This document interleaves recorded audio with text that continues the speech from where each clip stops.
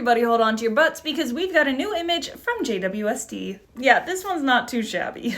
You are looking at NGC 1514, which is a planetary nebula, something left over from a dying star. In the center here, there are two things. There is a white dwarf, which is the leftover core of a star that ploofed away its outer atmosphere to make the nebula, and there is another star, and the white dwarf and that star are just orbiting around each other. Ignore this, that's just another star that's in between us and the nebula, it's not a part of the system. Now, the most striking thing about this nebula are these two giant rings. They're over a light year across. And what's cool about these rings is you can only see them when you look in long wavelengths of light, like the mid-infrared we see here. This is an image of the same nebula, but in visible wavelengths, and as you can see, those giant striking rings are completely gone. The rings were first really studied using a telescope called WISE back in 2010, but look at how much more detail we can see with JWST. We're seeing a lot more of clumpy structure within the rings and in the interior nebula. We're seeing holes where material kind of punched its way through the surrounding gas. And they were also able to get spectroscopic data and understand more about the composition of this nebula. Almost all of this pink stuff is representing oxygen emission, whereas out in the rings we're seeing light coming from dust, grains that were heated up by emission from the central stars. How all of this structure happened is still somewhat of a mystery. It's thought that the rings may have come from an early stage of mass loss when things were moving more slowly, and then a lot of the other material in the nebula was ejected faster at later times. A lot of the cool shapes happening here could come from the fact that this is a binary system. Winds from the dying star could have interacted with its companion, leading to these rings and the sort of hourglass structure that you see here. And this thing is still evolving. It's only about 4,000 years old, and it's expanding at over 5 kilometers a second.